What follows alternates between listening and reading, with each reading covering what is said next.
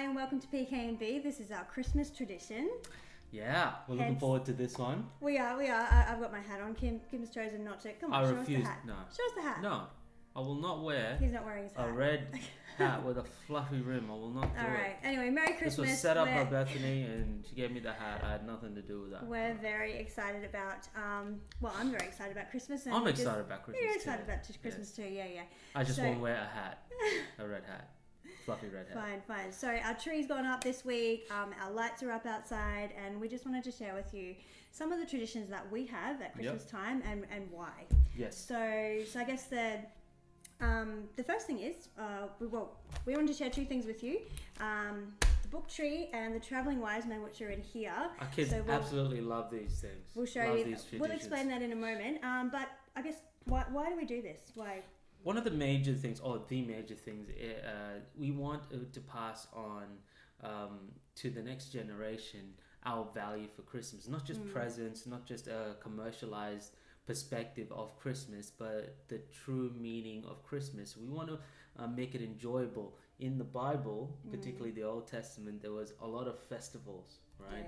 Yeah. And a lot of celebrations. And we remember the things that we celebrate.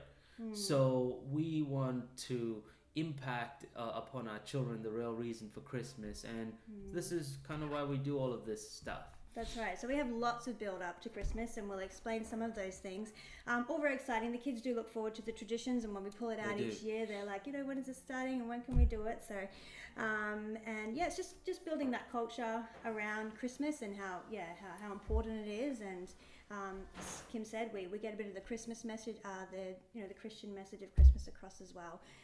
Because they are getting a lot of other things in shops and at school, so it's good for them. We decided that we really wanted to drive that for our kids as well. Absolutely. So this one, I didn't come up with this myself. I saw it somewhere on social media, and we've been doing this for quite a number of years now. So since Micah was a baby. Since Micah was, probably. Yeah. So this is our book tree. Now we wrap 24 books. They don't all have to be Christmas books. When I first started, I only had a few Christmas books, and we bulked the rest out with just books that we had around the house. So you don't have to go out and buy 24 new books. But we wrap them all up, and each night they, as part of story time, they go and take one book off the top. We open it up, they read it, and that's sort of their bedtime story. And as I said, when we first started with Micah, there was only Micah, so every night he got to take a book. Now we've got 3, so they have to share it around a little bit. Yeah, and they love, obviously, who doesn't love unwrapping a present? Yeah. And they love their book reading. So again, this is not just about one day, or these sort of traditions just doesn't make Christmas about one day. It makes it about a season. Exactly. And they're excited about the whole season, and they'll remember that. And they can see the book as the book tree goes down. They know that Christmas is getting closer and closer. So that's one that they love. As I said, doesn't have to be 24 Christmas books. Actually, when I wrapped this year, I did have 21 Christmas books. Over the years, I've collected just some random Christmas books and put them aside. So, but yeah, they used to unwrap books that they already had, and they're like, "Oh, I've got this book," and they go and look for it, and I'm like, "Yeah, I wrapped up your book." Cool. So that's our book tree. The other one that we picked up a couple of years ago is our travelling wise men. Now, before I open the box, we might just explain it. Yeah, sure. So our travelling wise men. So once again, I saw this on social media, and I think it was like early December, and I'm like, I have to do that right now. Let's do it for this year. So it's night. like Where's Wally for wise men. If you're of my vintage, you know who Wally is. It's actually kind of a play on the Elf on the Shelf. I think it's Elf on the Shelf. Never heard of it. No, never heard of that. That's big. Okay. So they hide the elf every night, but we do like the Christian version. So the travelling wise men. So every night the parents hide the 3 wise men somewhere around the house, and in the morning the kids have to run around and find the wise men, and each night they move to a different place. So it's like the wise men travelling around leading up to Christmas. So I'm going to show you my wise men. Now the first year, because it was already December, it was already December, we made them. So this one's missing an eye. But they're the actual ones. These are the actual ones. I thought we got rid of them. I said to keep them. We had to keep them. So we made these. I'm not sentimental. My mum helped. I would have recycled them. So they're actually toilet rolls, and they've just had felt on them. The kids named them. I think in the box it says what their names are. What have we got? King Bat Shabat, King Hakuna Matata, and King Mustachio. So there you go. The kids had fun with them. They got to name them, and they lasted okay, moving around for that 1 year. So that was our first year. So you can buy wise men, you can make them, or my mum is she's amazing. She knitted these for us. So these are the ones that we use now.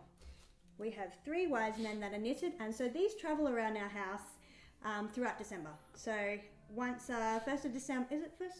Yeah, we start on the first. Do we hide them the night before the 1st? Yeah. Probably. So so every day of December the kids can look for these wise men, and they do end up at the Nativity on Christmas Day, even though technically they weren't there on Christmas Day. So just Details. technicality on that one. So there are traveling wise men. So that's 2 of our traditions that we have. So the book tree and the traveling wise men. We'll do another video with some of the others that we have as well. So, but yeah, we just wanted to share those 2 with you.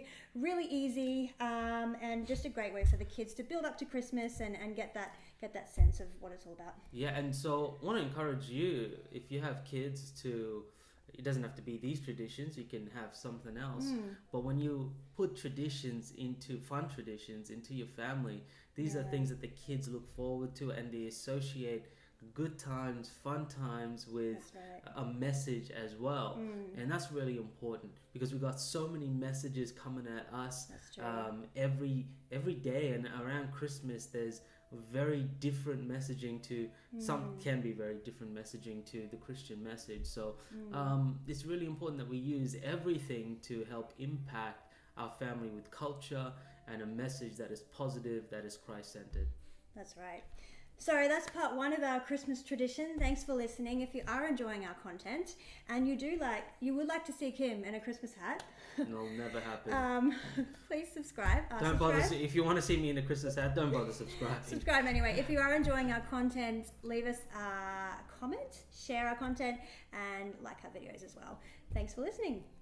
Take care.